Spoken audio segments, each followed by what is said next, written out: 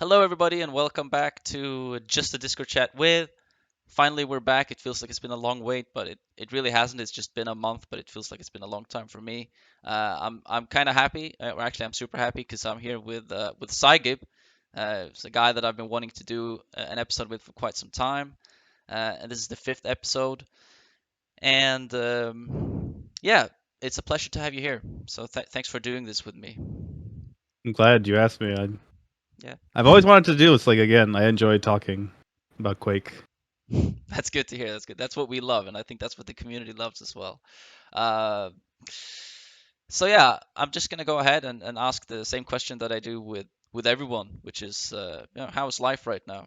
Shoot away. It's not bad. Like a little bit of setbacks. I actually not. I mean, it's been like almost a month, I think, but I did get fired because my boss wanted me to work more than part time, and I told him no, I'm just part time, and was not happy about that. So no big deal. But yeah, just practicing Quake, I guess, is like the main focus since I'm kind of open for stuff and doing hobbies and trying to keep myself sane, I guess. Okay, So yeah, that's nice to hear. So you're basically right now you're doing full-time Quake then. full time Quake, yeah. Nice, It's been nice. sometimes a little draining, playing duel 6 hours a day, watching VODs. Yeah, yeah, no, I understand, but I mean, it's also like, yeah, I mean, what can you do really? But so are you planning on like finding a new job, or are you just gonna focus on Quake for the moment? For now, just focus on Quake until like after QuakeCon, because I'm putting on a lot of effort. I do want to do well on LAN again. I want to show that I'm actually not bad. The score line is it's just a fake. It's pretending. I'm letting people win because they pay me, of course, and then I have to oblige, and then we get to LAN. It's a different story. Okay, sounds good. Yeah, I'm looking forward to meeting you in Bucharest. Uh, it's a little different now. I feel like because there's more European players than American players. So every time you're like, Yeah. oh shit. Yeah, it's weird. I actually forgot that there's like it's only four now, I think, NA players, right?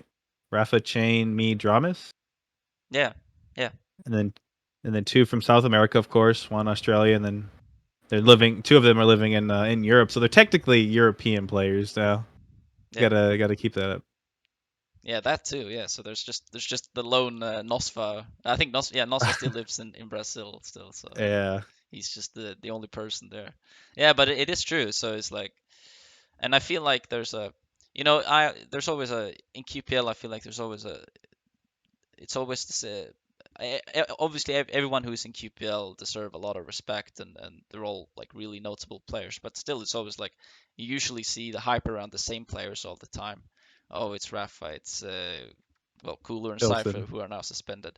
Um, my mission is to like do this with every single QPL player because I feel like some of them sometimes fall a little bit behind. It's like not fall behind, but I mean some people don't really seem to care about them. But they're equally as skilled and equally as interesting players. I'm not saying you're one of them, but I mean, you know what I mean. It's like I want to cover everybody.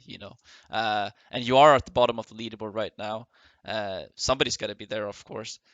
But for me, it's interesting to see like, oh, I've done one with like Racy, who's well, he's not at the top really, but he's like some near the top at least. And then Yeah. to do one with the one at the bottom as well. I'm glad you picked me. I guess because I am at the bottom, so I have to be the opposite of Razy, Yeah, opposite of Rafa. and I don't mean anything by it. I'm just saying that like for me, QPL consists of 16 players, and everyone are fucking amazing. Everyone's so skilled. They've put down so many hours of on the game, and that's just how it is in a league. Someone's got to be at the bottom. Someone's got to be at the top. Doesn't mean that the person at the bottom is like bad or anything. It's just Uh-uh. yeah. I'm kind of like trying to save my skin here, but you know what I mean. I mean, I've got a lot of respect for you, and a lot of people do. Um, so also another interesting thing that I like to talk about is sort of just winding back the clock, because I think that's also interesting to know where you started off with Quake. Like, what was your first encounter with Quake, with the Quake franchise? So my dad was really big into id Software. Like he was there like when they were doing. I think he started Wolfenstein 3D, and he would just play everything. And then, I was born a little bit after I think Doom, so I started playing around Quake 3 when it first came out, and he would my parents would play, at LAN parties with some of my dad's coworkers, and my uncles, and they would all play together. And then I would come and join them sometimes, and we just play like I think it was just FFA. We never played anything else, but just FFA, maybe like a CTF once in a while, and that's kind of where I started, just playing as a young little child. That was fun. Which Quake was that? Quake 3. Quake 3. Cool, cool. Yeah.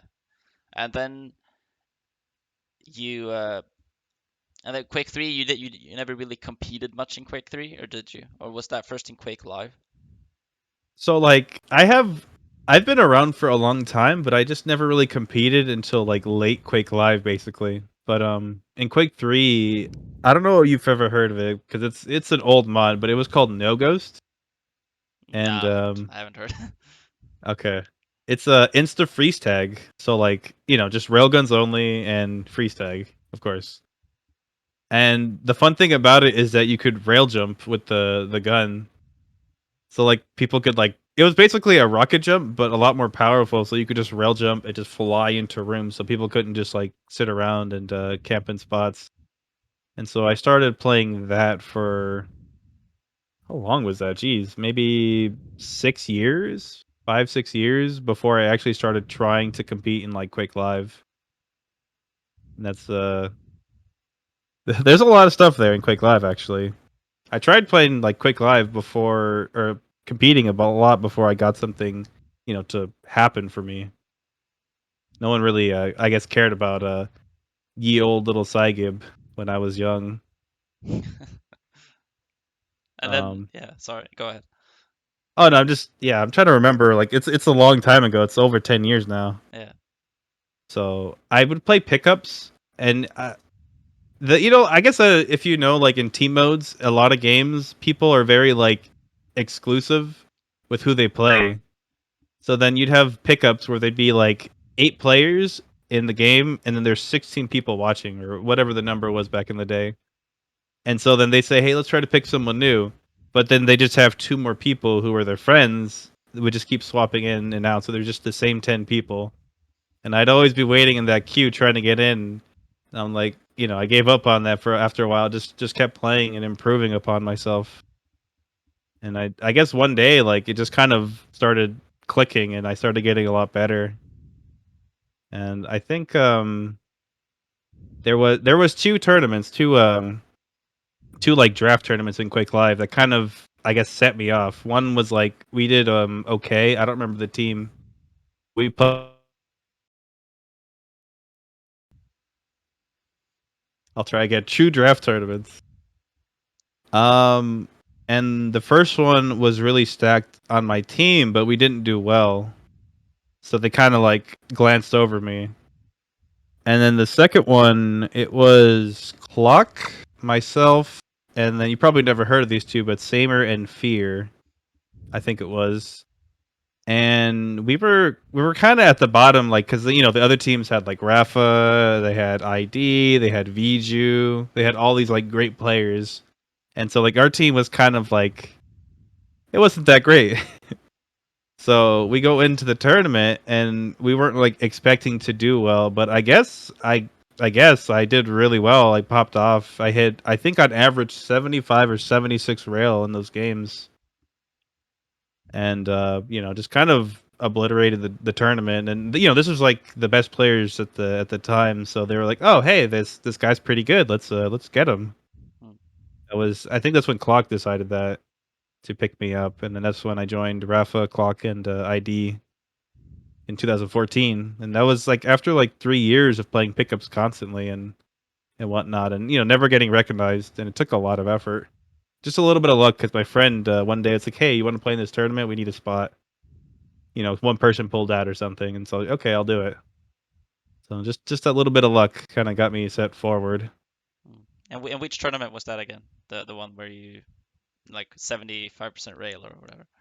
Man, that was. I don't remember what it's called because it was so long ago. Like Okay. it was just like a throwaway name he created for the tournament. Ah, so it was Both of online. them. It was online, yeah, Ah, not a okay. LAN. Ah, all right, cool. Yeah, but it was still the tournament where people started recognizing you, like the top names. Yeah. Yeah, yeah. They saw that like, oh, he's pretty good.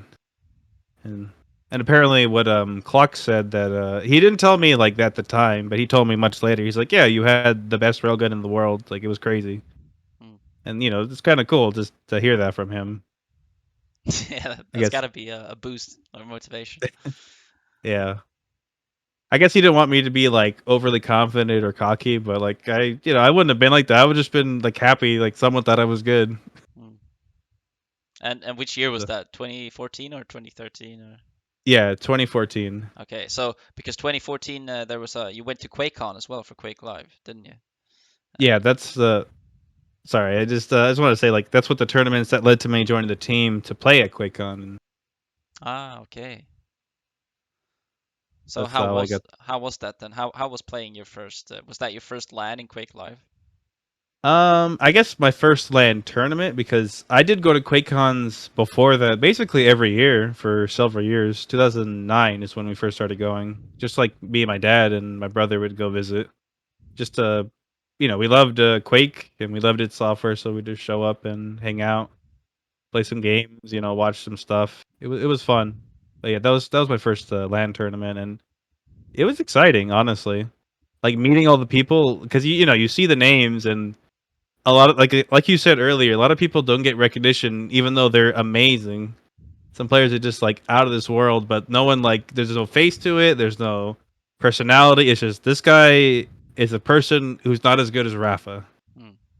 So it was cool to meet all of them and see them in person and uh and play against them. You always like look up to the people. Like I always looked up to Rafa, to 04, to Hang, like look up those people. And then, to be in the person and just, you know, piss them off a bit, shooting them and killing them a bunch. It was fun. It was really good. Hmm. Yeah, I can imagine. Like it's really cool. It's a really cool feeling to meet people you looking up to in real life. As I mean, that's what happened to me when I went to London last year. It was like to meet everyone there and like shake Rafa's hand, shake Race's hand. It was a it was kind of a cool feeling, just being able to like meet them physically. So I know what you mean. You also went to QuakeCon 2015 and 2016. It was also for Quake Live. Um, do you remember a lot about those tournaments? Yeah, actually, I do. I guess I remember a lot. 2015 was kind of a weird year. There was a lot of team changing with some players. I like wasn't originally on that roster of it was Rafa, Clock, and 04. I wasn't on the roster initially. They went through like several iterations of different players. Don't want to get to that much. That's a little bit of drama, but I ended up on that team. Um, and I remember we didn't get a lot of practice that year. Either team, they were not playing each other, or we weren't playing each other. The two teams because of the stuff that was happening behind the scenes, and we ended up doing horrible. It was pretty bad. Um, we neither of us won that tournament. We got destroyed by MD, Toxic Wins, Lincoln, and I think it was Zyrings was the fourth player. But we were playing we didn't play much, so like we played 2v2 CA as practice to keep our aim up, and that was not good practice for CTF or TDM. But I guess Rafa got some good dual practice out of that, so he did well and he won that year, I think. Yeah, he did.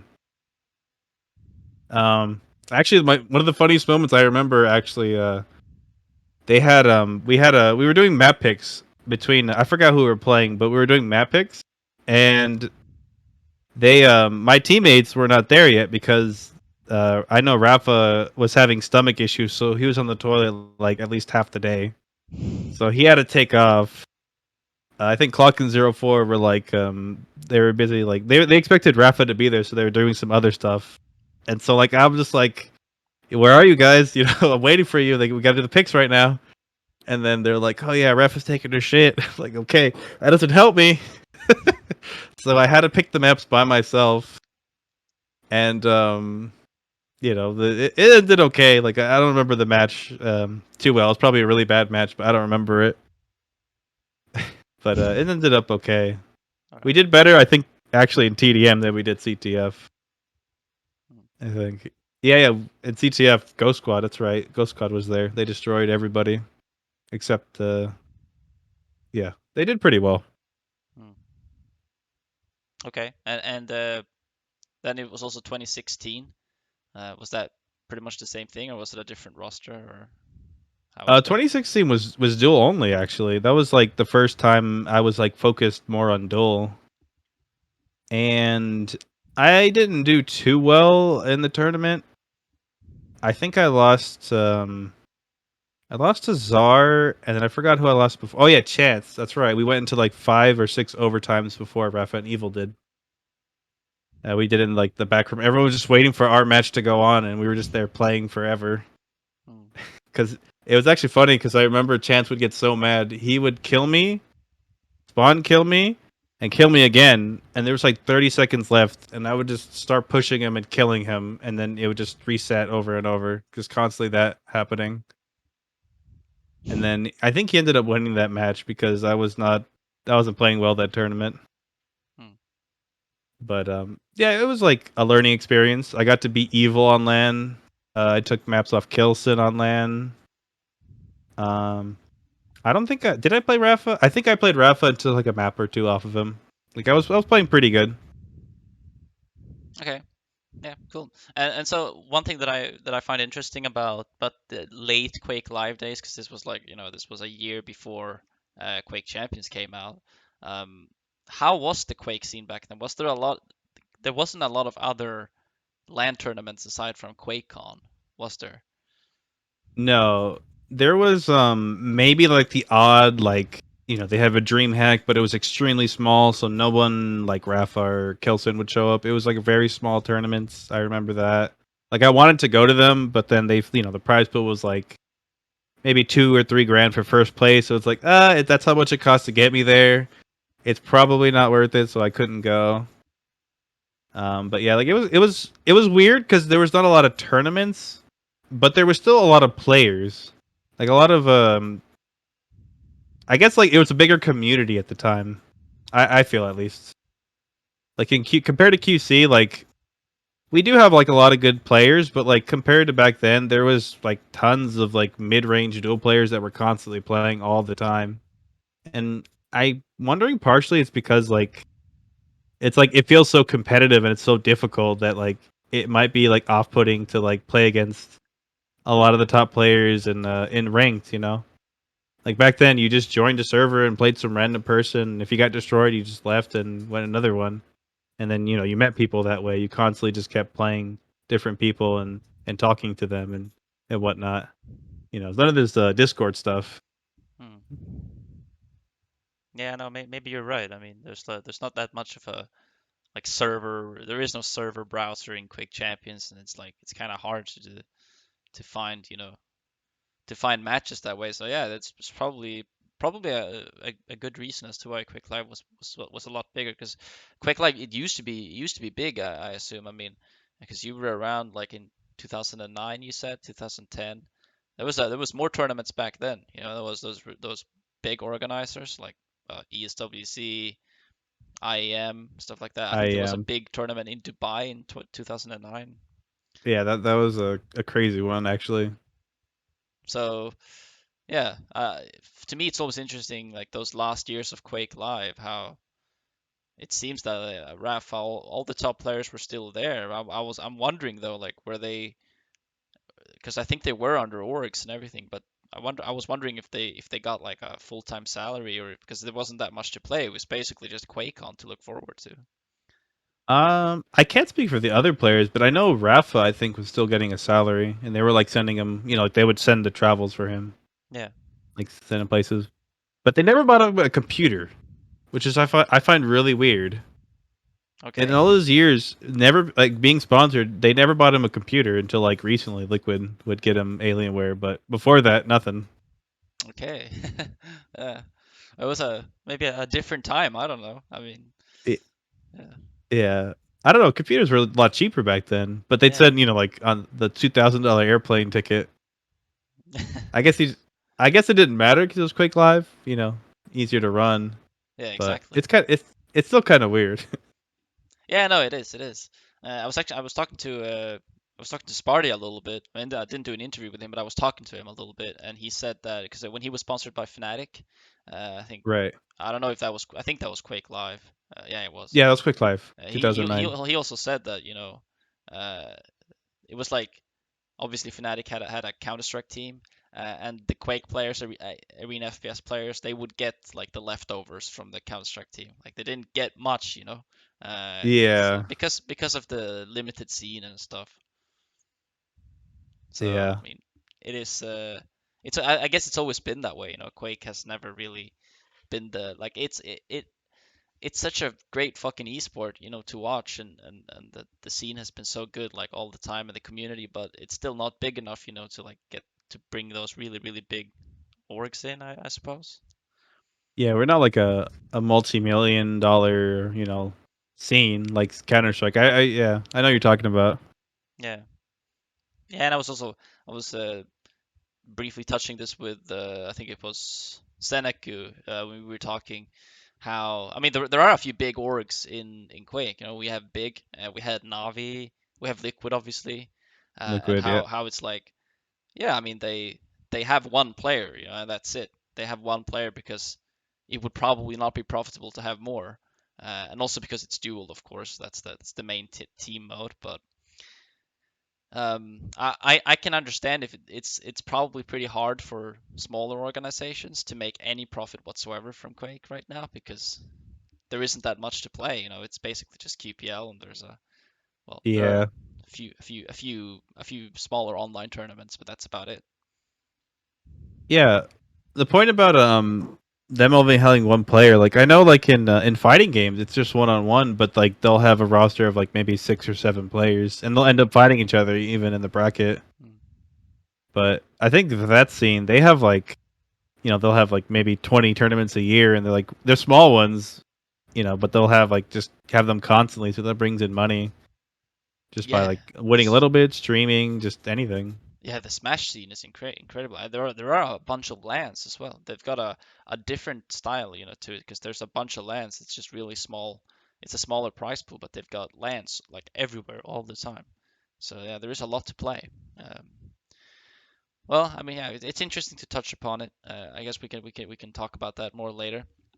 For now, I wanna go to 2017 and the start of Quake Champions because that's really I would say that's like when would you say that's when your career started for real, or because you really started attending some big tournaments after that? Um, I like to think, even though like I haven't like done a ton in Quake Live, that like 2014 is like when it started, just because I did do well like in the team modes in 2014. Like I did decently in 2015. Like I was still like there competing. But yeah, 2017 was a good year for tournaments and starting all the Quake Champions. I do miss although I just say I do miss team modes. I really like Sacrifice in QC, and it was fun to like travel to events. Like they were actually, I guess to think about it, they were really big events compared to that 2014. Hmm. I guess technically you're right. It just 2014 was a special place in my Yeah. heart. Yeah, no, I get that. It's the nostalgia and like where everything started, and yeah, it's often those old days that you remember the most. So I know what you mean. But yeah. As you said, Quake Champions was like that's when the really big tournaments started. I mean, when Quake Champions came out, there was a very, very notable prize pools for the big tournaments, and the first tier one, the first premier tournament that you qualified to was that or yeah, I think that was a qualification. Was that DreamHack Winter 2017? We qualified for QuakeCon through the North America regionals first, and then we did the DreamHack winner. Oh yeah. Yeah, we So, did. sorry, go ahead. I was gonna say we did well. Hmm. We did pretty well. So how was tell me about DreamHack Winter. How was that? Because that was Sacrifice, if I'm not mistaken. Yes. How did you feel about Sacrifice? Like, how was that compared to Duel, and how was the overall vibe there in Sweden, and like, how was it for you? It's a lot. So first, I don't hate Duel. I mean, I know like mentally, Rafa has told me I'm very inconsistent because mentally I know I struggle with enjoying Duel because sometimes I just it just kind of goes up and down, and that's kind of where my inconsistency comes from. Until I get to land, then like everything just is gone, and I do well. I always do well at land. DreamHack winners. So wow, it's been a while. I haven't thought about the tournament in so long. Um, I remember I missed a flight, a connecting flight, and they wanted to charge me like €1,000 to replace it. That sucked. And then yeah, I got there super late, and they like I was so tired because I didn't sleep on the flight. It was like a 16-hour flight, and I got there. They're like, "Hey, let's go to dinner," and I'm like, "No, please." My team really wanted, they wanted a bonding moment to bond and like discuss things, and yeah, that was a fun tournament. It was a very quiet town because it was Yanchiping is where it was at. I remember that like you couldn't buy alcohol from the store. You had to go to bars to get anything. But and in turn, everyone smoked a lot and did chewing tobacco. So like you go to the bathrooms, it's just pitch black from all the chewing tobacco in there. So that was not good. Chewing tobacco? The fuck is Chewing chewing? tobacco. It's snooze, right? That's what you mean. Y- Yeah. Yeah, yeah. That's not That's what we chewing call it over tobacco. here. Oh, you call it chewing tobacco. Okay, yeah, never mind. Go ahead. Sorry. That's what they said it was. So, like they said, "Oh yeah, that's chewing tobacco," and everyone does that. Is it different, or am I crazy? It's snooze. You don't chew it. You just put it under your lips like this, and you just have it Oh, there. right. Yeah. So yeah, we just call it chewing tobacco. Okay, Usually, okay, like I think the baseball players would chew it first a bunch and then put it under. That's why okay. they call it chewing tobacco. All right, all right. Yeah. Just what else? What was the other question? Sorry, I'm just Nah, like I zoning out a mean, little bit. yeah, like if anything else that you remember from the trip in general. Who did you play with to begin with? Because it was Yeah. Sacrifice was 4v4. Before it was Brick, Effortless, and you. I don't know if you've heard of him, but PIT. He's played Yeah, yeah, Diabolical. yeah. Yes. Okay. Yeah, he was a cool guy. I liked him. Uh, I feel bad because I stayed when I bunked with him. Like it was Brick and Effortless together, but I bunked with him, and I was in the process of snoring a lot. So like he would throw pillows at me while I was sleeping, and I'd wake up like, "What's up?" And he's like, "You're snoring again, Psygib." I'm like, "My bad." So, but yeah, it was those three guys with me. Um, I mean, I don't want to say we were a bad team because we definitely weren't bad, but we weren't like up to par with like Liquid. Like when we lost Waz, we lost a lot of I guess game awareness. He was a very smart player, and like he ran the soul for us a lot. So like he was, he know where we were needed to be. We gave him information, and he just made decisions, and we would just cover him. So that's something we missed, but we were still good because we qualified. We beat Unlovables in the online qualifiers.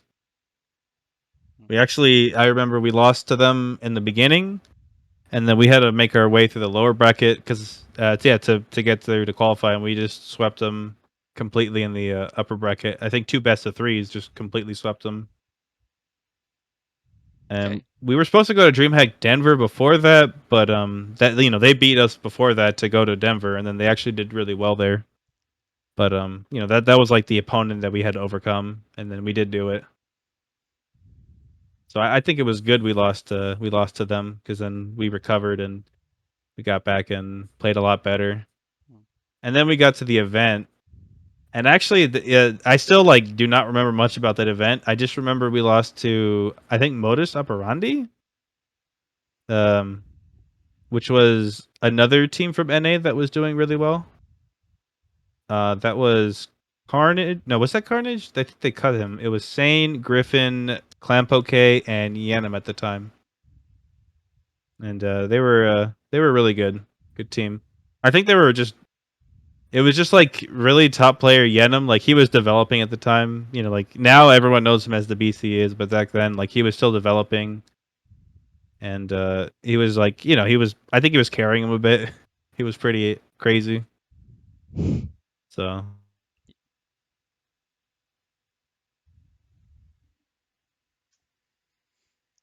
also, I Uh, do remember getting a pretzel. Sorry, I remember getting a pretzel, and it was the best pretzel I've ever had in my life.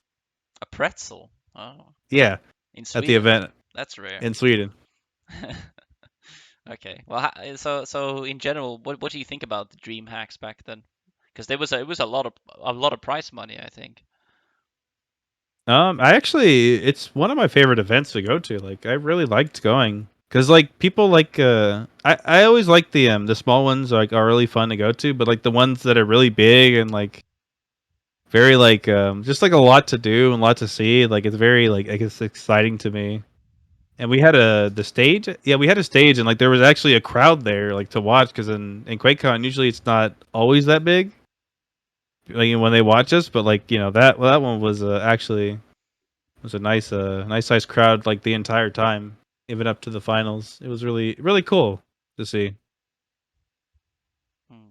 Yeah, yeah. Because I've always wanted dream hacks to come back to Quake. It would be freaking awesome to have a dream hack every year, like for Quake, you know. And obviously because it's in Sweden, but I've always liked the vibe. I've actually never been to a dream hack, but I've always like from what I can see and from what I hear, I mean, it seems to be a pretty cool vibe. So so yeah. Um, uh, I haven't been around in Quake for so long, and so like I barely know what sacrifice is, and I think there's actually quite a few players that newer players that have like not played so much sacrifice. Could you just describe the game mode? Yeah, so like I always consider it like a one flag CTF, where you have the soul, which is kind of like the flag. You want to bring it to your point, and then you want to defend it, and it takes it's 100 seconds, like it's 100% that you want to defend it until when that happens, then basically win. And like the whole point is to control the rest of the map to prevent anybody from sitting on your point, taking the soul and bringing it back to theirs. And it's just a constant back and forth. It can be because like usually in the pro scene, like back then, it was very heavy on sitting around in mid and making sure the soul never left anywhere. Because then once it got to the point, it was very difficult to recapture it. Defense, solid, best aim in the world, all the players, just destroying everybody. So that's yeah, pretty much it. Like one flag CTF, cap the points, and make sure no one else pushes Hmm. your point. Okay. Yeah. Oh, it's that sounds pretty cool. It All right. was really chaotic. Yeah, chaotic. I can imagine. Yeah, I've only seen it a couple of times, so it's always it's interesting to think that I was like that because that was the main game mode back then, or was that? I mean, obviously, Duel was around, or was no one playing Duel? Everyone was just playing Sacrifice.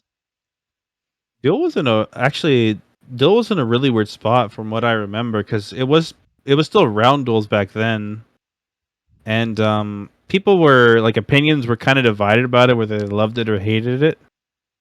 I was kind of like in the middle. Like I thought it was a neat idea, but again, me not enjoying Duel too much, I didn't like play it much. But it was played not as much as it is now. I think like there was a decent amount of players, like top players, but when Raw Duels came out, like people were playing it a lot, and then yeah, the I think people were playing only because they didn't have team modes to play. Like I know, like Griffin is an example, and Pitt loved playing, like sacrifice and twos, but then they didn't like playing duel much. But it was just like extra, just competitive, like a competitive thing to do, and just a little bit of income too. Hmm. All right. Yeah. Cool. Um. So then we have. Uh. You said there was you qualified to QuakeCon as well. QuakeCon 2017. Is that correct? Yes, What was the was it the TDM or what was the game out there? Was it also that Sacrifice? was yeah, that was also sacrifice. How was that then? How was that QuakeCon? Because that was the first Quake Champions QuakeCon you were to. Yes. Well, it was the first. Yeah, sorry. Go ahead.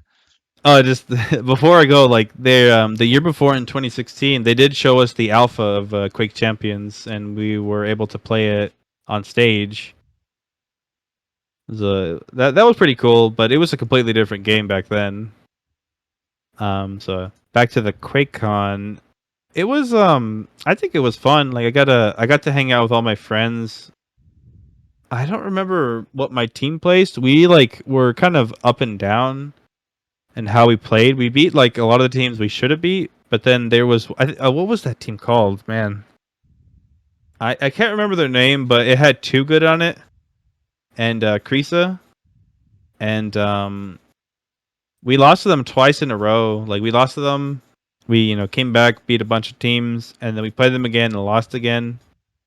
And I was not happy about that loss because I felt like I was playing really well. I felt like the team like should have been playing well, but I think I just I don't want to out anybody, but I think some of them were a little tilted at the time, and so like we weren't playing to our potential, like what we should have been playing. We could have, because I think back then we actually were being liquid. We were beating them and like contending of you know hitting highs like as winning. But yeah, that was a. Besides that, I think it was a fun QuakeCon. It was fun to compete again at a high level and play against the best players and do good. Hmm. I actually remember after we lost the team, they all came up to me and they shook my hand like, "Wow, you're actually really good." I'm like, "Oh, thanks." Yeah, that feels good. Yeah, I think Havoc actually was on the team. I might be wrong, but he like they all just came up and like, "Yeah, you're really good." I'm like, "Oh, thanks." Hmm. And then that was kind of a nice little a little ego boost, I guess. But I was still kind of upset we didn't win. Yeah, of course, of course. Yeah, okay. Well, and then was that what felt like that was perhaps the end of Sacrifice because then it was Quake World Championships 2017, or was that on QuakeCon maybe?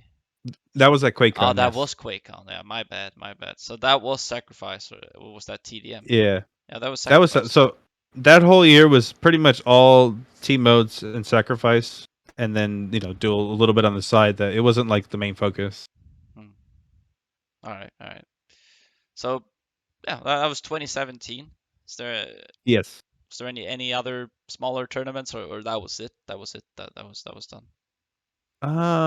Was there any tournaments? There was QuakeCon, DreamHack Denver, and then it was DreamHack Winter. I think that was it. The only three that they had. They were trying to like really push for sacrifice, Hmm. but it didn't pan out, Hmm. unfortunately. Why do you think it did? Um, hmm. It's like I think it's just too chaotic to watch. Like they did have some tools set up that would help, like like just cameras that sit in the back to watch it. But the problem is that they would always push out updates and they'd break them completely. Those spectating tools. So then they're like, okay, what do we do? They fixed it. Then the next patch, it broke again. So it was just like constantly breaking these tools. So like it was impossible to watch these games because in Sacrifice, what happened was you killed someone, then you died, and then the person who killed you died, and then just constantly like a chain of everyone dying at the same time. So they swap different cameras, and it was just everybody was dead Hmm. except the one guy with the soul, and just took off. Hmm. And it was not really entertaining to watch. It was fun to play for sure, but not entertaining to watch. Sorry. Ah, okay, okay. Yeah. Yeah, of course that does play a role as well. The whole fact about spectating. Um, so yeah, so we put 2017 behind us, and then we go into 2018. And how was that year for you compared to 2017? Um, I don't know. Like I think because like I know like prize pool wise, I didn't make as much as I did like in 2017, but it was still like very fun, and I think I did well in competing in tournaments and whatnot. Like, God, how many tournaments were there? Hold on, I need to remember this. It was DreamHack Tour, QuakeCon, and then DreamHack Winter, right? I think those are the three. There's only three big ones. Hmm. That sounds about right. And that's like I think like that's I don't want to say like I came into form, but I definitely did a lot better than the year before and like I was performing a lot better. Like I think just it's just probably because like the game was starting to like become smoother and I was like understanding everything a lot more and just feeling myself.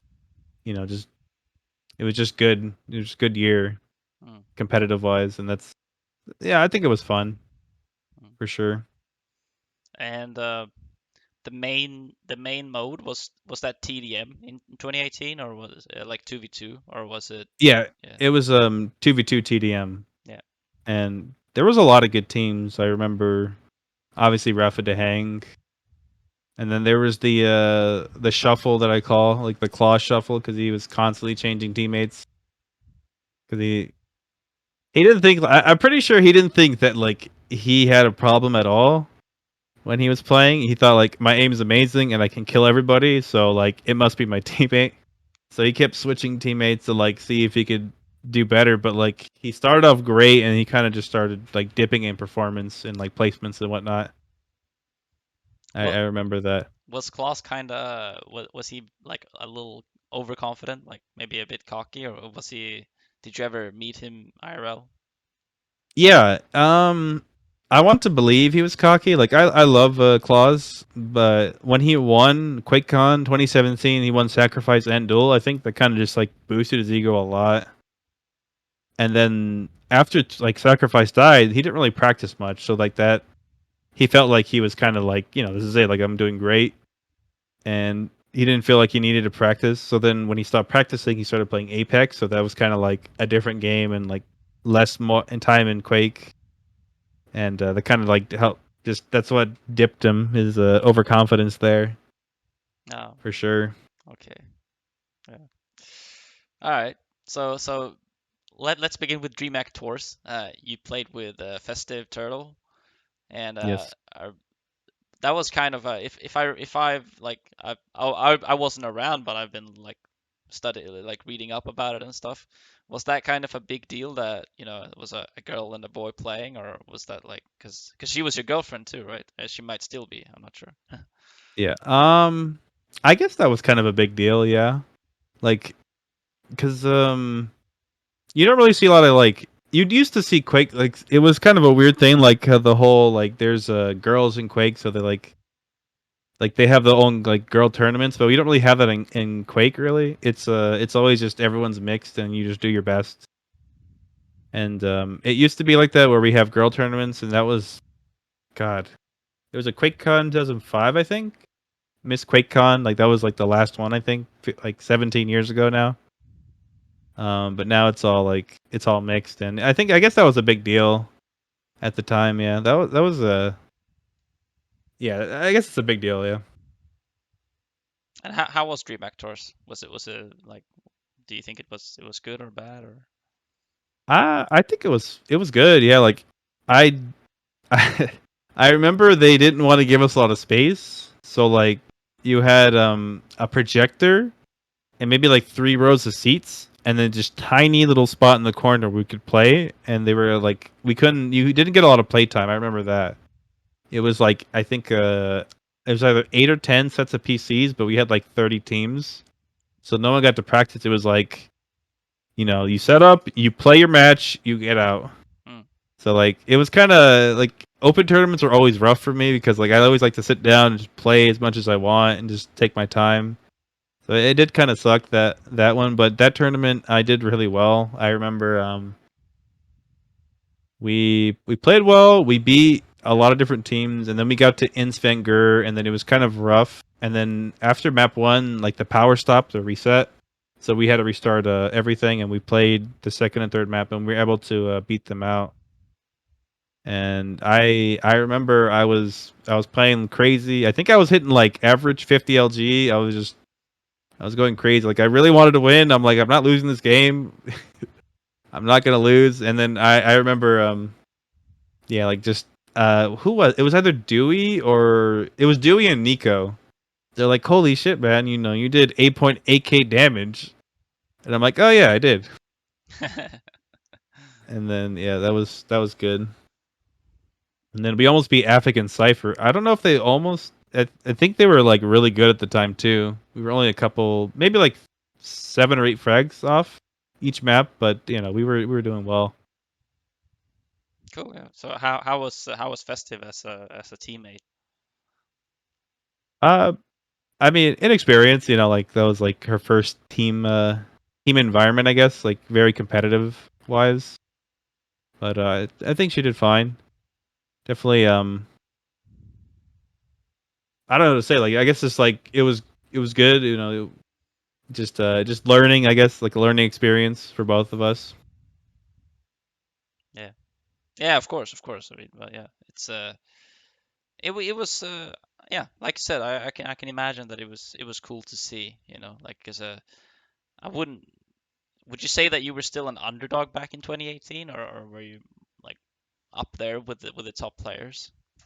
Um, I would think people would see me as an underdog, like they underestimated me.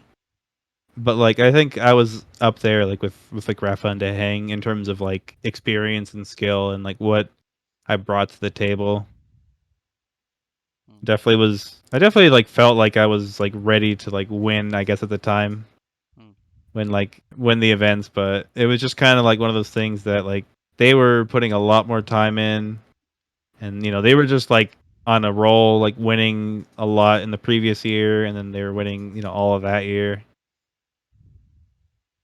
It mm, was just like I think it's like if I was starting earlier with twos because I started really late. I think I only started like a couple months before tour because I didn't want to play it until they announced the official tournaments. And then they announce it. I mean, I don't want to like disrespect, but they do tend to announce things a little late, so we don't know like what's happening a lot. So like I was waiting, and I was getting a lot of, you know, I do remember getting a lot of like people asking me like, "Hey, psygib, do you want to play with me? I'm really good." And I was like, no, it's okay. I'll wait." And there was a lot of names, I guess, a lot of names asking me to play, but like, I didn't. I guess I didn't feel I wanted to play with a lot of them. Why? Um, I guess it's hard to explain because I felt very comfortable with Turtle, like with Fest. I don't know what to say if you want to say Festive or Turtle. I'll just say Turtle. Yeah, it doesn't matter. Yeah, I know who you mean. I guess I felt comfortable, and like I was telling her before that like I want to play, whatever the mode is with you because I think it'll be fun, and we could compete together. I think that'd be great. And she was like bugging me about it for a while because like when I was playing Sacrifice, she's like, I want to get into competing too. Can you teach me? We should do it together. And I was like, okay. And a lot of players I felt like at NA were very. I guess like I get very critical about players. Like I always look at their problems first before I see what their positive are. When it comes to my teammates, so I'm very like you know what's the word? Very strict on that. Like Mm. I want to like make sure they're like ready for whatever comes, and I can rely on them. So yeah, okay. So, So that was the reason why you turned down people who asked you because you didn't yeah, feel like you would click together, or like what was the yeah, main reason? yeah. That's like the main reason, just not clicking. Yeah. Because I didn't. I had like a very set standard, I guess word standard to like to play with. Mm. Okay, yeah, cool. So if we look at the 2018, for example, and how the scene was back then, how would you like how was the scene compared to now? Um, well, that's a hard Hmm. question, I guess, but yeah. It was. I feel like it isn't like a lot. Like it's about the same. I feel. I just we're missing some of like the top players. Like we lost Dehang as an example. He was always playing in the Quake Open League. If you remember those tournaments. Yeah. Yeah, we were missing him now. So like it's not like I think a lot of the players from like those tournaments are still around. Like they still play. We're just missing again like the top level ones. Because those would only get like I think like 30 players, maybe 20 or 30 players sign up, and that's like about what Challengers gets in NA now. Yeah. So like it's not like it's a crazy difference. Again, just missing a few at the older names. Mm, yeah. Yeah, obviously the difference I suppose is that now it's just all dual. Like Oh yeah. we have had a few 2v2 tournaments, but it's just like smaller ones. Do you think it's possible that that 2v2 or team modes comes back, or it's gonna just gonna be dual? Officially, no. I don't think they want to do anything besides duel, just because I've talked to John about it. 04. He's all about numbers. They're always about numbers, and like sacrifice was like way down here on the list with the viewership. 2v2 was a little bit above that, and just duel just blows everything out of the water. Mm, Like way more in viewership and like constantly people playing it and just interest in general with like their investors and whatnot. I guess the board, whatever the top guys are more interested in watching duel yeah. and whatnot. That's interesting though, because back in 2017, like if Sacrifice got the lowest viewership, like the prize pools then was insane. They were insane compared to now. I mean, what was it like for was it the World Championships, or was it like 500K for the winner, or what was it? It was the prize pool was 1 million, and I think first place was 200 grand per player in sacrifice and 75 for first in duel. Yeah. I think that's what it was. Or maybe it's 100 grand and for everybody in first place in sacrifice. It was like I can't remember. It was so much money, like just to comprehend that. Yeah, I mean, it was a ridiculous amount of money compared to now, but the viewership was still down. So was that just them like trying to, promote the game, boost the game? Like, oh, we're just gonna, sorry, we're just gonna put like a million bucks into this tournament. Uh, it didn't seem to be sustainable, or what would you think? Yeah, I remember like we had the meeting at regionals. They were like, yeah, the $1 million tournament is to show that we're serious about being, like we're gonna make this a high level game. We're gonna like get lots of viewers and orgs players, like etc. Like they wanted to be showing that they were serious, which I think was like a little rushed. I personally because they were still working on some things and like what they wanted to do is like they didn't it's kind of, I mean, it's almost like I feel weird like comparing it, but like Diabotica was like in the same boat where they didn't know what they wanted to do, but they pushed it out really hard to like be competitive. And then because I think its software was able to survive because like or Quake because its software is like a bigger company, so it's able to sustain a little bit longer. And they like figured it out over time, and so that's how they like kept themselves alive. Where Diabolical, it just they threw it out there, hope for the best, and it didn't work out. Like there was no like game plan. It was just Yeah. let's see what happens. Hmm. All right. So you don't think Diabolical is gonna like take off? It's gonna pretty much stay where it is, or what do you think? I wanted to take off because I enjoyed playing threes with my just playing threes and Diabolical in general was pretty fun. But like I don't think so. Like they're probably just gonna bank on their next game to do well, whatever it may be. Hmm. Hmm. All right. The Yeah. Diabolical Fortress or whatever they're gonna call it. Oh, so it's been revealed already? There's like rumors that it's like TF2, Team Fortress 2, but I don't know for sure like if it's actually gonna be that. All right. Well, it seems kind of cool. I had no idea about that. So, well, we'll see. We'll see. I mean, there's like rumors of a new Quake game as well. So, I mean, because that's the next thing I wanted to ask you. Like, how do you think the future looks for Arena FPS? Ooh, I mean realistically, I don't know. Like I know there's Painkiller coming out. I don't know how that's gonna do. Painkiller's I coming know out? they're having a new Painkiller. Yeah. What? Where? Dude, I didn't know anything about. Okay, continue, continue. Yeah. The psygib news always here. Yeah. Uh, Painkiller. There's a new Quake, which I mean I'm pretty sure it's just gonna be single player, so they're not gonna. There's no multiplayer there. And everything else is just like indie dev, so there's like small things, small tournaments, small player base. It'll never I don't think it'll be super big. Like will probably just be the same for a couple of years, and like hopefully somebody comes out with another game. But I don't know. I don't see like a lot of growth. It's probably just going to be stagnant, which is like the best we could probably hope for, at Yeah, least for now. yeah. So that was the future of Quake. But if you try to imagine or vision your own future, like how do you think your own future looks in the game? Like what do you plan on doing? Well, I mean, like I'm happy lands are happening again, so like when that comes back, I'm gonna give it my all again. Because this, I mean, I won't lie, this past year has been kind of up and down. Definitely a lot of down in Dole. I have not performed well. I have been doing okay, like in the team modes, but like they don't like people will say they don't matter that much, because they're not like big prize pool, but there is like a lot of competitive players in there, so like it still matters a little bit to me to like see.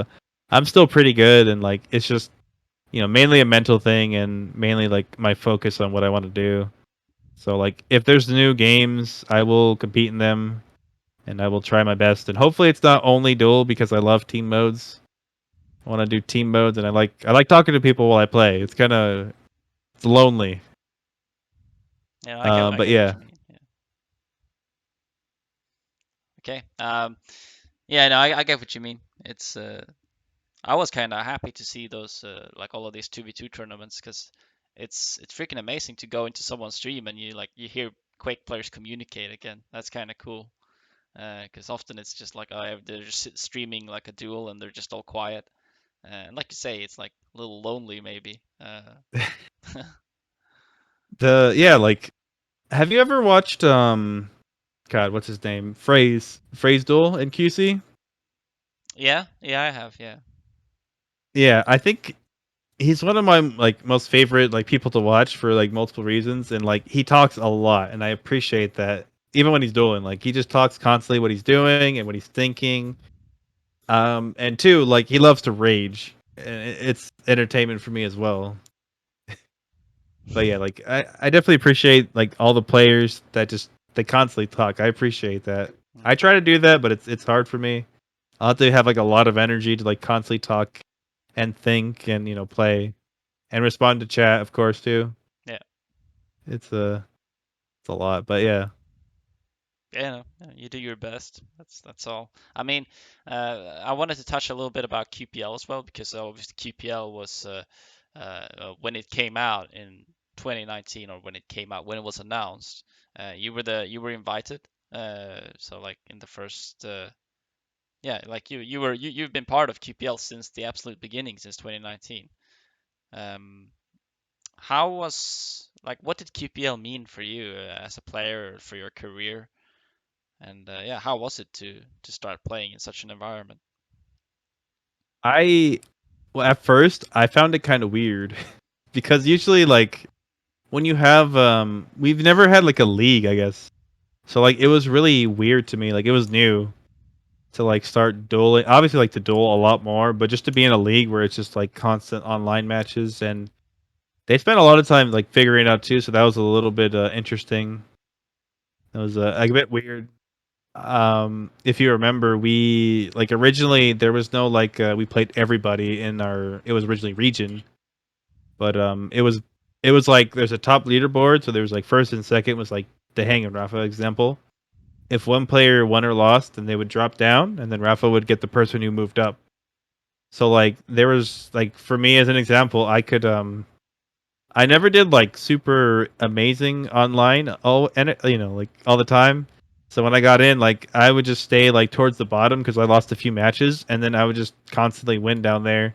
So I'd be a positive record, and I felt like it was kind of a weird system that I didn't think suited for the pro league. So I'm happy that they swapped over Mm. to the way it is now. We play everybody.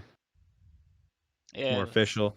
that's better. Yeah, yeah, yeah. No, everyone I've been talking to said it was kind of wacky back then. It was, but Yeah. and what did it mean for you motivational wise to actually have something to play like every week or well whatever format it's been, something that lasts for a longer time? Uh, I won't lie. Like, it wasn't as motivating as I thought it would be. I'm very like, I guess for me because the way I developed as a player is like I'd have practice for this one big event. So like that's how my mindset always was. So you could see like in my online matches, I always had like a negative, or I was like right in the middle of the pack in NA. Like I was never doing amazing online. So like I was just kind of taking it as practice and learning rather than like I gotta win, which is probably not the best mentality. Because as you can see now, I'm 0-8. It's a lot harder now. There's nobody like I play and like, oh, like I can probably beat them by not trying or just doing different things. So like now it's not the best, but I guess it was motivating to like have a goal. Like that was like the my main focus was the goal to like do well at LAN, and you could see that the in my in results it was like trajectory was like a bit upwards until COVID stopped all that. Yeah. How has this online period been for you then? Like, there's no lands. There hasn't been a land for, what, like almost 3 years? Oh, it's been hell. I hate it. Yeah. I wanted to go and like it's just so fun to like hang around all my friends I've known for like 10 years now, I guess, and compete at like where everything is just it feels so good. It's so smooth because I'm a West Coast NA. Everybody is on the East Coast, so I have to play high ping, and I've always had to play high ping. And like I don't take it too hard when I lose because I know like I'll just like learn and like make sure that at LAN it won't happen. Mm. Oh, yeah, no, for sure. I know what you mean. And so, yeah, but so Bucharest is coming up. It's just like about 1.5 months left, I think. How do you feel about Bucharest and yeah, the whole thing? Bucharest. I'm excited. Like I feel like I'm not ready yet. Like there's still work to be done, of course. Like I still got to prepare like for it. Like in terms of like seeing what because I haven't like scouted out the challengers much. I need to like see what they like and what I have to do to make sure I don't lose. And then also just comparing myself to like the rest of the league currently. Because I feel like even though like the challengers are they're definitely like a lot of threats. I feel like I just like be prepared for them, but like I have to figure out a way to beat like the top players because they're like whole different mountain. Like they're scary how good they are right now. Rafa, Kilson, Razy, even Van Gur, the previous world champion, I guess to say. Kind of weird because I always say Rafa world champion. Yeah. But yeah, like I have to like see what I can do. Like I know like when at my peak, when I'm at my best, I can probably compete with him, but like again, beating them is like a different story. I gotta make sure I'm ready for that. I'm still figuring that out. Mm. And what about meeting everyone again? Because it's been like what? How long has it been since you met everyone else in QPL? It was like 3 years, you know. So Um, I actually saw Effortless and Rafa in person. okay. Like I think it was a year ago. I went to their the house to like to like to land like to do a little bit of practice and actually try to do better on better internet, but didn't help that much.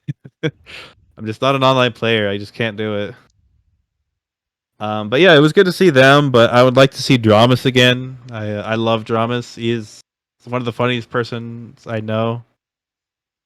I just God, I remember spending like a lot of time with him in Poland boot camping. He was just hilarious, just always cracking me up the whole time. My good friend Nasfa, of course. Uh, yeah, like I enjoy talking with him. Nice to meet. I call him Matrix because 04 called him Matrix one time, and we never let it go. Who? Nosfa? Maxter. Oh, Maxter.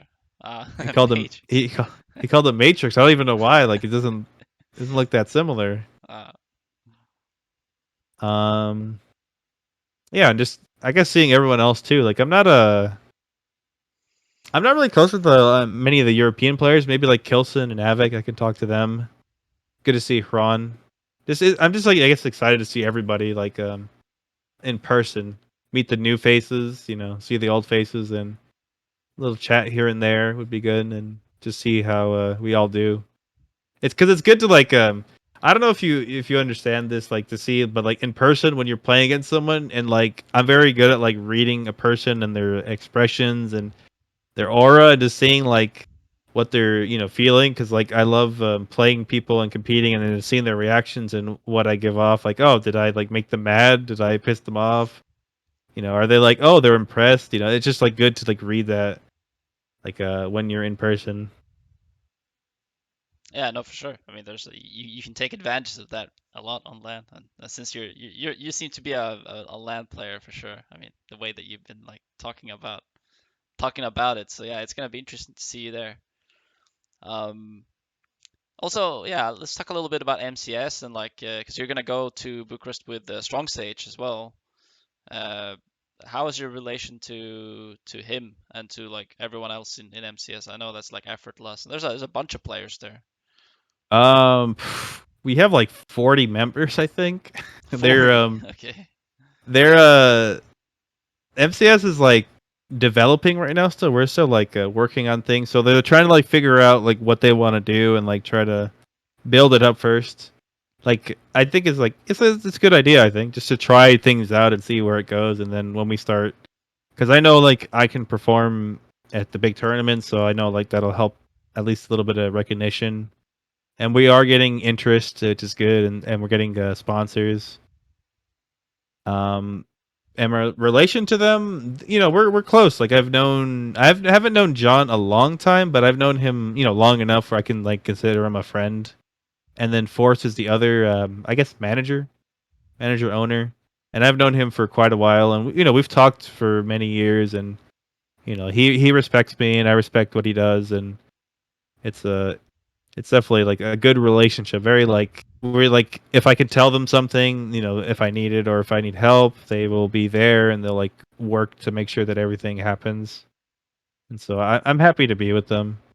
And Strong Sage, I don't even know when I started talking to him. I just played him a little bit before, and then I forgot how I met him, but like we've become good friends now, I think. And it's weird to say, but he looks up to me, and I know because he's so young, and like he's probably seen me for a very long time, like playing and doing well in tournaments. So like he looks up to me and like really respects my opinion.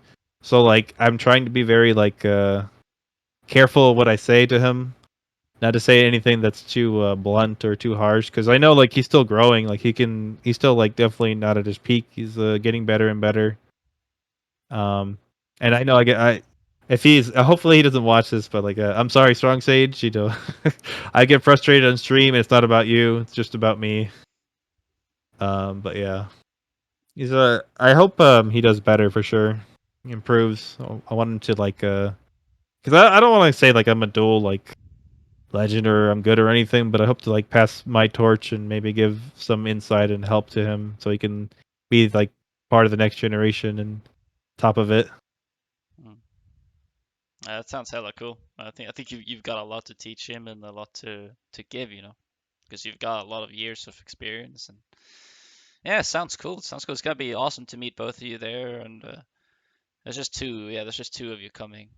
Effortless is not go. Well, Effortless can still qualify though from the NA. Effortless and Death Row. I'm pushing them really hard to play and to actually win. Like because they both can do it, but they're just like, I don't know. Like just do it, Yeah. just win. Does Death Row play a lot of Quake? I haven't seen him play so much Quake. He I don't think he's doing it on purpose, but he's like hiding when he plays. Okay. Like he plays like he'll probably be playing right now actually. He just plays duels against Effortless, he'll play against me, sometimes he'll queue, but rarely. Like he just wants me to give him tips and help him make sure he's ready for the qualifier. And he doesn't expect to like get through, even though like I tell him like you could beat like anybody in North America right now if you just play. He's like, I don't know, I probably can't, but like he's been doing really really well. Been like it's just hitting everything, and just it's just the small decisions, that like cost him everything. And I tell them just focus on that, like just work on that, and you'll be fine. And I've been giving a lot of tips too. Effortless could do it too. I think Refa said Sib is like one of the most prepared, but I think both of them could beat him for sure. And like if that's like the top, they could probably make it. Yeah, it's gonna be interesting to see. It's what's like the 16th of July is it? I mean, or is it 26th? I don't know. I think it's the 16th of July. I think it's the 16th because Yeah. I think 16th is a Saturday and 23rd. I thought it was between the two, but you're right. It's probably 16th. Yeah, so it's pretty soon.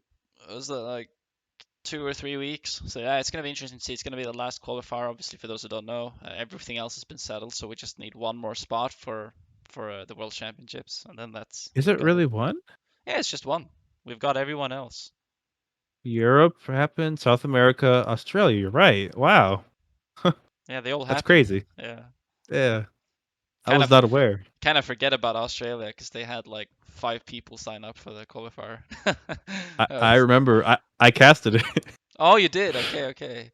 Yeah, I yeah. casted it, and I just Uh, followed. Was it Dandy King the whole way? That's all I did. he played like 2 games and he just won. Yeah, he won. Yeah, That was it. yeah, They're probably frustrated because we told them about the LAN after the qualifier happened, so they don't have a chance to go. yeah. Yeah, I mean, I get it. I guess, they didn't want to play because it was such a high ping if it was going to be online. Uh, Yeah, they all talk about like I actually talked to some of them, and they say they don't want to be part of the QPL because like they don't want to wake up at like 3 in the morning on like a Monday to play a match that they had to play like high ping. So they there's a big community right now still like that plays, but it's just not focused on QPL, which I can respect. It's just very difficult the online scene yeah, for them. I also feel like they've been kind of left out sometimes, they don't have like their own, well, I mean, yeah, it's like they don't have, what do you say? Like they're not really, they haven't been given like a good chance to compete internationally, I suppose. So I feel like, Yeah, they're yeah, go ahead. they're just very isolated. Like I mean, I always say like I'm part of like a minority group in the like in the scene. Like where my scene is the West Coast, and there's no players Mm, anymore. So like I always play high ping, and I kind of understand like how it feels to be left out.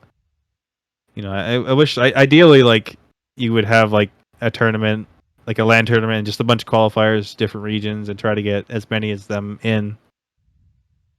yeah, But but it's just a lot of problems right now because mainly because of COVID. It's like set everything back. yeah, yeah. I agree. I agree. Um, so you're like, what? There's no other West Coast player. Where's There's every? only Sorry. sorry, go ahead. Now, No, no, you go. where are all the other NA players? Are they all East Coast or like So middle? it's a lot of Central and a lot of East Coast, and we used to have actually a big scene too for West Quake players, AFPS in general, but I don't know what happened to them. I know they were all playing a lot in the past, and then over time something happened. They stopped playing. Mainly, like the people that were left played CA, Clan Arena, and Quick Live, and they were they were pretty good. Like they were not like amazing, but they were good aim wise, movement. They could do things, but when they got them into like a TDM or CTF, they were pretty bad. So all those like high quality players just kind of disappeared. Right now though, there's two West Coast players, myself and Strong Sage, which is kind of funny that we're both teammates. So we get to play on low ping together and practice for the LAN. Oh, Strong Message is West Coast. Okay. Yeah. He lives in LA, and I live 5 hours north of him, about 5 or 6 hours. I don't know exactly where he's at in LA. Okay. Okay. Yeah. I keep forgetting how big of a country the US is. Like, oh, it's the same country, but it's still like different places in the world almost. It's like I think it's like 50, 40 hours to drive across the whole country, Yeah. something like that. Crazy. Yeah, it's insane. It's insane. All right. Well, it's cool to hear anyway that like there's two West Coasters alive still. Yeah. Yes. I feel like, yeah, I mean, obviously Dramis, I know a lot about him. Lives in Vermont, obviously, so Yep. like he's got optimal ping, when it comes to EU. Like he can get like 88, 90 ping to EU West. I don't know. My ping to the East Coast is about 80 ping, 88 to the So East Coast. He gets that to Europe. Like that blows my mind. So what's the best ping you can get playing an EU player if you play on an EU server? EU server, oof, 160. Oh shit, man. Holy cow. Yeah. Yeah, The fact that you've that's gotten used to playing with that is just insane. yep. And I had to play Maxter. I'll probably have to do it against Nasa because I want to be nice. I don't want to make him play on high ping the whole time. But I'll have to play 190 ping for South America, Yeah. so that's gonna suck. Yeah, yeah, I know what you mean. So, thankfully you got that LAN, and yeah, I mean, there's I think the future looks pretty bright, actually. I mean, we're starting to see more LANs again. Obviously, we have Bucharest, and then we have Iron Fist coming up as well. We don't know when that's gonna come up, but it's been announced, of course. Now, whether or not you can qualify for it, I don't know. Like, I don't know what the system is gonna be, but and then yeah, like just overall been talking to people in the scene. I'm not gonna say who it is because I don't wanna throw anything out there that's not official, but it's like, yeah, it seems kind of cool. Like we could have more lands coming up. Lens for Quake Champions. Yeah, yeah, Oh, like international big lands, oh, not just local lands. But we've got obviously, I don't know if you saw it, but on the 22nd and 23rd, there's gonna be a LAN in Spain. Uh, It's like Keen Con by Game Goon. If you know, Keen Con is like this hmm. kind of new Latin America Spanish Quake organization. It's like been, I don't know really what they're doing aside from organizing tournaments. I think that's like their main thing. But Maxter is working very, very tightly with them, and yeah, so they're gonna have this land in Bilbao. It's just gonna be like a show match thing. I think it's like 2,000 euros of a prize pool, but Maxter and Sirius is going, and then there's like a bunch of invited Spanish players. But Game Goon, I don't know if you know about Game Goon, but it's a legendary name. Like used to have a lot of cool tournaments in CS and also Quake Live, I think. Yeah, I've heard of Game Good. Yeah. That's cool. I've never heard of that land actually. I haven't. It's like the first I've heard of it. I thought you were gonna say the Australian land. That was the one I heard about. That too, I forgot about that one. Yeah, QWC. That's big as well. 30K Australian dollars. That's like what, 20, at least 20 grand. That's pretty good. Yeah, yeah. That's. I think it's about that. Yeah, so it's cool. Like we got stuff. Obviously it's still they don't pay for flight and accommodation, so people gotta fly there Yeah. themselves. But I feel like it's almost always been like that anyway. Like you had to pay for your trips to DreamHack as well, of course. I can assume. The yeah, the 2018, the whole year we had to pay our own way to get to both or all three events. Yeah. That was a bit rough, but yeah, like it's always been like that. It's just this is new to get like sent to places. Mm. Um, although I didn't say like, did I say anything bad? I just said I'm not sure. Like I don't really know. I don't remember what I said actually You didn't about say. the future of AFPS. Oh yeah, no, I think I just cut you off. I just started talking so much I got a little sidetracked. But yeah, no, I don't remember what you said. I don't even know if we started touching on it so much. I think I said like the most I said is like it's maybe like a couple of years of like stuff because I'm not really sure besides that because I guess I really don't have any info about anything. But if you know there is stuff, then that is good. Like I want it to be to do well for sure. Yeah. And if it if it does well, if there's a bunch of lands, or not a bunch of lands, but there's just like at least one big land a year and stuff, and QPL continues. Like, what's your dream? Like what do you dream of right now in in esports in general, like going forward? I mean, just competing as much lands or just as much tournaments as possible and doing well, of course. Like I feel like I could have won for a while now in like team modes, but I just haven't had like that little extra inch that I needed. So just competing consistently. Mm. That's what I hope for in team modes, especially In team modes, yeah. Okay. in team modes. Yeah, Yeah. I will do a duel, and I know I can do well, but like it's just a mentality thing I need to work on. Still, it's been a long time. Yeah. I'm actually on your side in a certain sense because I also like the team modes. I mean this whole 2v2 thing I think I mentioned before. Like people started practicing more 2v2 because there was a more Tasty Spleen had those cups, and there was like, yeah, there was a bunch of cups everywhere, and it was like, damn. It was almost as if some of these players knew that it was gonna like there was gonna 2v2 was gonna be up and coming, because they started practicing it so much. And I was it was a little a dream that I have, because I'd love to see 2v2 come back as a format really, because just watching those streams and watching the communication between the players, I understand why you like it, because it brings out a whole new aspect of Quake that you haven't seen in a long time, I feel like. Yeah, it's very like I feel like it's more difficult because there's more to manage. Like I know Rafa says I always quote Rafa about things, but because he was my idol growing up, but he says that like team modes you get a little bit more free shots, which is true, but like like sometimes like there's free shots, but there's like you have to hit like 10 more of them because there's more people, there's more things to do. There's more to manage, like because it's not just you. You have to also be aware of where your teammates are at, what they're doing, what your opponents are doing, what needs to be done. What's positioning can you be at, and like it's just like a lot more like uh pieces on the board to play with and to fight against. Hmm. Yeah, yeah, I agree, I agree. So if we look back at everything that we've said, and if we look back at your whole Quake career, I've actually forgotten to ask one thing, and that is like, did you play anything else before Quake? I mean, or was that like the You mean like first? competitive wise or just in general games? Yeah, no, competitive wise. Oh wait, your camera froze again. Hello, I'm here. Wait. Okay, can you hear me? I can hear you. Yeah, Yes. okay. Yeah, it just cut off for a minute. Yeah, but yeah, well, I'd say the first time you actually, what was the first time you started playing games? Doesn't have to be competitive wise. Um, man, I played a lot of Super Nintendo like when I was really young, and I that's like the stuff I would play a lot. Um, Donkey Kong Country, Mega Man X, Super Mario Brothers, like things like that. I can't remember all of them because there was like we had like 20 cartridges, but those were the days, I guess. Like those were really fun.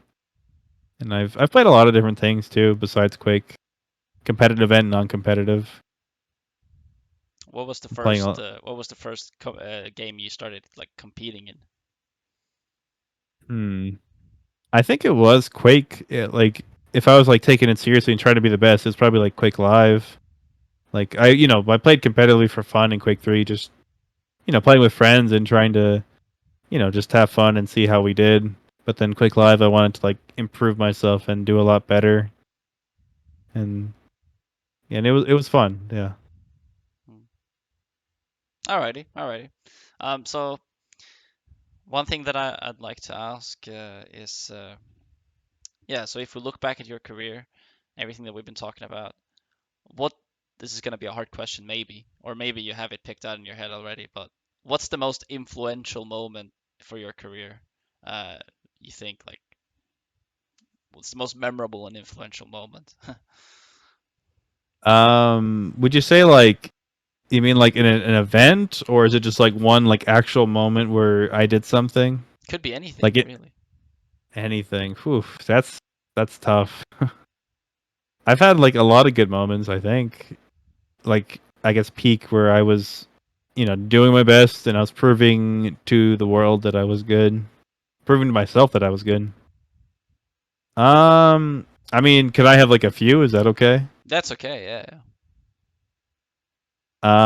Definitely QuakeCon 2014 was probably one of the highest of my just like thinking about it. Even though like it wasn't like a massive tournament, it had some of the most competition, and I was not like at my I don't think I was at my best, but I was definitely doing really well still and showing who I really was. Um, I didn't really do much in Quake Live besides like in team modes. Those two are like big events, but in Diabolical, I definitely did really well. Um, when we beat Liquid in the official match to qualify for high seed, I don't know if you remember that. It was me, Brick Sane. Which game are you talking about? It's it was before the playoffs for test series, but it was like to qualify to the test series Ah, as yeah, a okay. higher seed. Yeah. and that was 20 minutes of pain for Liquid. That was some insane games I had. I remember I was playing so well, and I was just outplaying them completely. And then it was really sad after that. We didn't do super hot. We got third because we just lost to both Liquid and Aim Scams before I joined them. But yeah, like that was definitely a highlight. Just playing so well in that tournament and that in those games. And then obviously when I joined Aim Scams too, the finals. Obviously winter bracket beating them Liquid, and then in the grand finals was, even though we lost, it was very close, and it was only like an exhaustion thing. We were all kind of tired. I think we could have, if we played a little bit more, we would have won. I guess those were like the defining moments for me. Also, I always say this because I mean before I used to say it a lot, but in duel, or I guess in on LAN, I faced off against Wenger twice and I beat him twice. And I always rubbed in his face a little bit before he beat me at in Poland. Hmm. But I'm like, oh yeah, hey, what's up? I'm 2-0 against you. Do you remember that? And then he was like, shut up, psygib. But So yeah, is it 2-1 now? Are you still in the lead? yeah, yeah. I'm still in the lead 2-1. I faced him in twos. I faced him at duel at QuakeCon when he was doing really well, and I still beat him. And then I faced against him in Poland, and then I made just like a few mistakes that cost me because I lost by like one frag both games. Should have won. But yeah, like those were the highlights, I guess. Those four, I guess. Those are some fun times. Yeah, no, yeah. For key moments or for key yeah, highlights of your career. Holy shit, someone is drilling in my. Can you hear that? I actually can, Oh, good. but that The mic sucks. mic's cutting it out. That's good. It's really loud, but yeah, it's okay. Noise Yeah, cancellation. yeah, that's good. That's Beautiful. good. That's good. My mic isn't the best either. It's like only only working when it feels like it. Um, but yeah, no, it's been great to talk to you. We're kind of coming towards the end of it, but one thing that I always also ask is obviously you do have a lot of experience. You've been around for quite some time, and part of QPL for a long time. Just been around, like had some great achievements, as you said. What do you, if you had, this is gonna be hard, I think, but this is hard for everyone I've asked. I've found this question hard, but if you want to give like tips to new players, like people who look up to you, like people who are aspiring players, what would you say is like the what's how should I say this? Like in your career, what do you think was the most influential to like bring with you, to reach the top? Man, um, I've yeah. There's like so many things. I've gotten like a lot of tips from like a lot of good players for over the years, and I'm trying to like think what would be the most important because like learning how to aim is always good. Positioning is always good. Um, man, I'm trying to think about that for a second. That is that is difficult. Most important thing to make me a pro.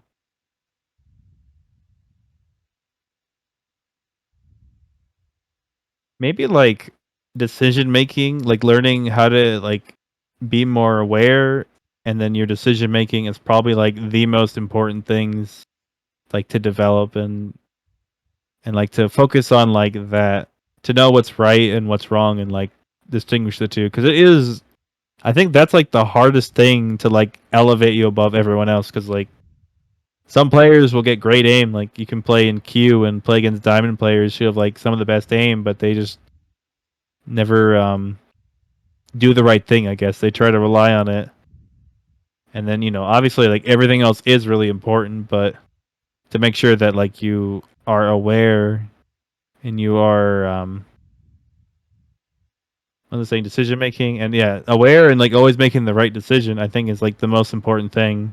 Because even if you fail it, as long as you're still constantly doing that, like majority of the time, you'll still improve and you'll still be like your aim will get better, your movement will always get better as long as you're constantly playing. It's just those like two aspects of the game that like I think you have to go out of your way to like develop a bit. So I guess that's like the best I can describe it. You know, it's not bad at all because I mean, Quake is not much. It is of course aim is important, I suppose, but it's also a lot about decision making and like yeah, thinking a step ahead and you know, like you gotta use your brain, I suppose, in Quake. Yeah, it's definitely one of the like I think it's what makes it unique, right? Like I mean, not to say like other games don't require brain power, but like it's definitely one of the most mental in terms of in competitive games. Yeah, yeah. Okay, okay. Well, I mean, I'm sure that's gonna be helpful for people. I've it's kind of cool because like I've asked everyone this question and everyone says something different, which is awesome. So like you can compile everything and just get a lot of good tips from all the pros. So yeah, yeah, I think I'll have to that's go gonna check be them out. yeah. You should yeah you can check them out too. But yeah, it's like yeah it's for someone who is like really wanting to become to reach the top and stuff. I think you can actually get a lot out of this. And that's also part of the reason why I do it because I feel like we need a healthy community, you know. I think actually I this is going to be the last question I'm going to ask you, if that's fine. I think Sure. um, I don't think we touched upon it before because yeah, like I said, I'm doing these interviews partly because I want the community to know more about the players. It's important that the players have like a depth to them so that they're not just names as you previously mentioned. Like some players are just names, you don't know anything about them, but also because it is good for new and upcoming players to like have more insight from the pros themselves. And talking about the Quake scene in general, what do you think the Quake scene needs to get bigger from like where it is right now? Um, definitely like community, like to like be aware of like who everyone is and like everyone knows each other for sure. Tournaments I feel like is actually a big part of it because I know in QuakeCon like that's that's where the community meets up and hangs out because rest of the year they're all spread out around the world doing their own thing, and then QuakeCon comes, they all just come together, you know, get drunk, play Quake, sweat a lot because it's hot there in Texas. I think it'd be helpful, and then if also too if people can't make it, then they have the streams for the events, so then people come together, talk about the events, and they watch together. I know, like in our Discord, I think it used to. I mean, like when there was like QuakeCon events, they used to like all jump in Discord and just watch the dual streams, and there'd be like 20, like 30 people there just watching the streams, and it's kind of cool. Like I actually joined and hung out with some of them for a little bit after I got knocked out. So that was cool, and just like things like that, like to just bring people together. Uh, server browser too, server browser and dedicated servers. People can just jump in whenever and hang out. That's also a big thing. Yeah. So I guess I guess that's pretty much the majority of it. Mm. Yeah, no, some good stuff definitely. Um, and I agree with you. I mean, the community is like what holds the entire scene together in a way. It doesn't have to be the top like competitive community. It's also like oh just a casual community that like you know that provides viewership that can offer other stuff like podcasts, interviews, stuff like that, coverage about tournaments. Yeah, so I totally agree. I totally agree. I hope we can. I hope the scene will continue. At least you know at least as you said, at least stay on the same level as it is now. That would be cool. But obviously, for it to grow would also be pretty fucking cool. Like if we could get more lands and stuff again. So yeah. But oh, it's been great, and it's been great so far for me at least. I mean, you've been around for much longer than me, but yeah, like you've got The yeah. You want gonna oh say anything? I was just gonna say like the scene like Quake. I mean, people say Quake is dead, but it's been the same for so long. Like the same people will play, and like it'll be around for a while. Like it won't be fully like it won't be dead. It'll be what it is. And that'll be at least good enough, right? Like what it needs to be for now. Yeah, And I hope it does grow for sure. yeah, yeah. It's been running on passion for so long anyway. Like it's really hard to make it profitable and stuff, but people still like pull out the tournaments and stuff just because they love the game. You can get really far from with that, obviously. Um, Agreed. all right, well, I mean, cool, Saigip. It's been a pleasure to have you. Um, is there anything that you feel like I've missed to ask, like that I haven't asked you that you wanted to bring forward? Any maybe some finishing words, stuff like that? I think we touched on everything, and it's it's been fun to talk about it. We could probably like keep going on about like other things like Quake theory and whatnot, and but that's probably a different video, right? This is just a Yeah, for sure, for sure. That's about it. Any other last words? yeah. Shout outs to my org MCS. You know, John and Flores always supporting. Shout outs to Strong Sage for doing well, and hope he keeps improving. Helps me get better because need to get back in form. Shout outs to my teammates, Death Row and Effortless, or Tony and Justin if you know them personally. And yeah, anybody else? I guess I forgot. Okay. Well, yeah, you can just say, thanks to like everyone, and you'll include everyone, you know. I always do that because you always miss At someone. everyone, Yeah, exactly. like at Discord, the Ping everyone. pings at it. Yeah, because you always manage to miss someone, and then you feel bad. So Yeah, yeah. yeah. All right. Well, I mean, yeah, it's been a pleasure. It's been awesome to have you. I want to thank you too. I want to thank everyone who's watching these series. It's a lot of fun for me to make them. Not so hard. I just sit down and talk, and it's just a pleasure for me to hear about all of this because I we all love Quake, and that's why we're here.